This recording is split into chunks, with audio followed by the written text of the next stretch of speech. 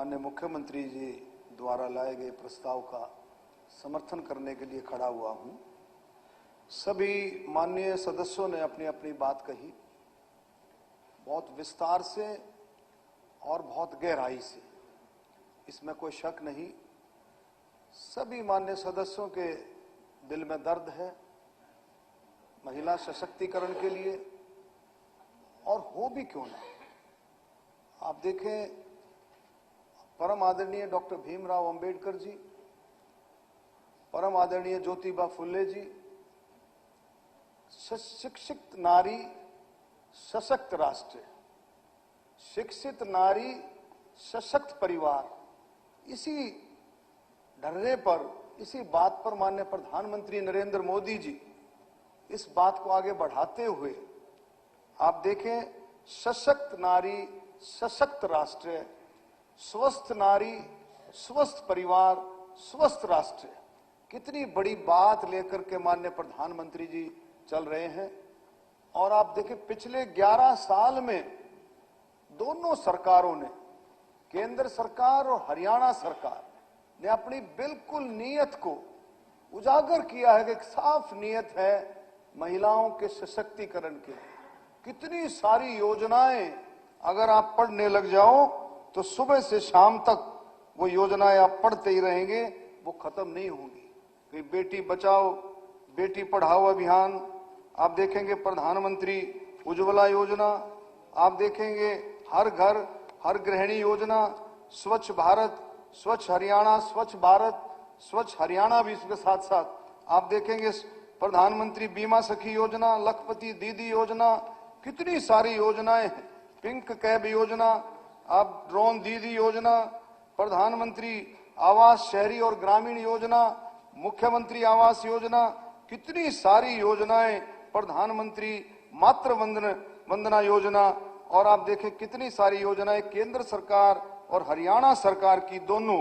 और उसके साथ साथ आप देखें पंडित दीनदयाल उपाध्याय लाडो लक्ष्मी योजना, एक ऐसी योजना माननीय मुख्यमंत्री जी ने उसकी शुरुआत की, जो इलेक्शन से पहले जो का वायदा था। विपक्ष, जिसे हमारे साथी बेदी जी कह रहे थे कि विपक्ष ने कभी किसी बात का समर्थन नहीं किया। जो लाडो लक्ष्मी योजना के बारे में भी विपक्ष यही कहता था कि भाई योजना आएगी नहीं, लेकिन माननीय मुख्यमंत्री जी ने इस योजना को शुरू करके ये दिखा दिया कि मुख्यमंत्री जी की नीयत बिल्कुल साफ है और महिलाओं को सशक्तिकरण के लिए एक कदम आगे बढ़ा करके उन्होंने आगे इस बात को रखा है। भारतीय जनता पार्टी और हमारी सरकार, आप देखें, उपाध्यक्ष जी पंडित दीनदयाल उपाध्याय जी की सोच थी अंत्योदय आखिरी छोर, उसके साथ साथ डॉक्टर श्यामा प्रसाद मुखर्जी, एक देश एक झंडा, परम आदरणीय अटल बिहारी वाजपेयी जी, सेवा सुशासन गरीब कल्याण, उसी बात की, उसी सोच पर, उसी मार्गदर्शन पर चलते हुए सरकार आगे बढ़ रही है। आपने देखे विपक्ष ने, माननीय उपाध्यक्ष जी, 16 और 17 तारीख को, 16, 17, 18 को ये विधेयक आया और कितना बड़ा नैरेटिव विपक्ष ने सेट करने की कोशिश करी। आप देखें, दक्षिणी भारत के, साउथ इंडिया के पूरे पूरे जो सदस्य हैं, काले कपड़े, काली ड्रेस, झक काली जिसे कहते हैं, पहन करके सदन में बैठे एक ऐसा नैरेटिव सेट करने की कोशिश की कि हमारे साथ तो बहुत बड़ा अन्याय साउथ इंडिया के साथ होने जा रहा है। एक ऐसा नैरेटिव सेट करने की कोशिश की। माननीय प्रधानमंत्री जी ने शुरुआत की तो बिल्कुल अपनी नीयत साफ की कि भाई अगर विपक्ष चाहता है तो एडवर्टाइज करके, भी बिल्कुल सीरियस थे माननीय प्रधानमंत्री जी, उसको एडवर्टाइज करके आपको विपक्ष को सारा श्रेय देंगे। जब 2023 में ये विधेयक पास हुआ, नारी शक्ति वंदन, तो प्रधानमंत्री जी ने, भारतीय जनता पार्टी ने, किसी भी तरह से सरकार ने इसका श्रेय लूटने की कोशिश नहीं की। आप देखेंगे किस तरह से बिल्कुल साफ काम हुआ। इसी तरह से अब भी प्रधानमंत्री जी ने कहा कभी किसी तरह का भी श्रेय भारतीय जनता पार्टी सरकार नहीं लेना चाहती, पूरा पूरा श्रेय विपक्ष को दे देंगे।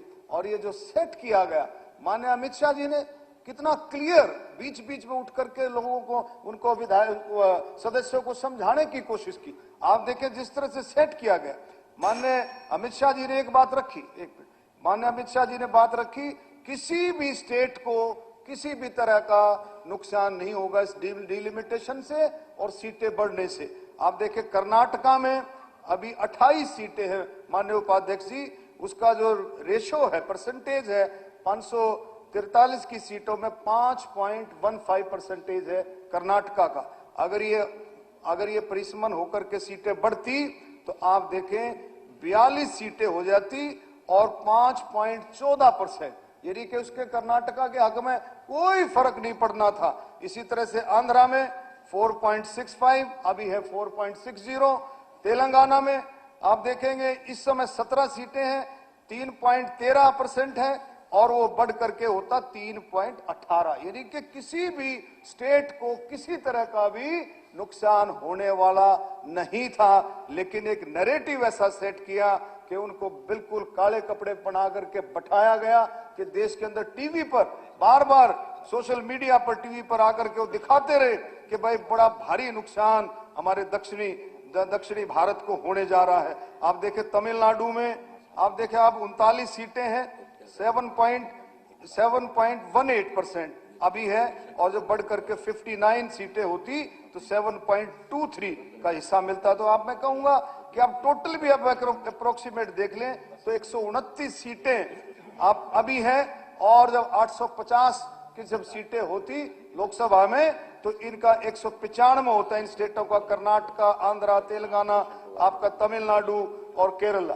तो ये आप देखें उपाध्यक्ष जी, बहुत बड़ा नैरेटिव सेट करके इस बात को आगे रखा गया। और आप देखें अभी जो हमारे साथी बता रहे थे, उपाध्यक्ष जी सिर्फ एक मिनट, उपाध्यक्ष जी जो हमारे साथी बता रहे थे कि विपक्ष लड्डू बांट रहा था, विपक्ष ने लड्डू बांटे, कितने शर्म की बात है।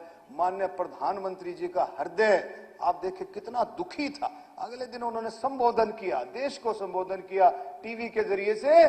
माननीय प्रधानमंत्री, आप यूट्यूब पर देख सकते हैं, माननीय प्रधानमंत्री जी की आंखें नम थी, किस तरह से उनके दिल में दुख था कि भी किस तरह से नारियों के साथ, महिलाओं के साथ धोखा हुआ है। और एक बात और है उपाध्यक्ष जी, देश की नारी, देश की महिलाएं जाग चुकी हैं, वो क्रांतिकारी कदम लेकर के आप देखिए किस तरह से हर स्टेट में बाहर निकली हैं।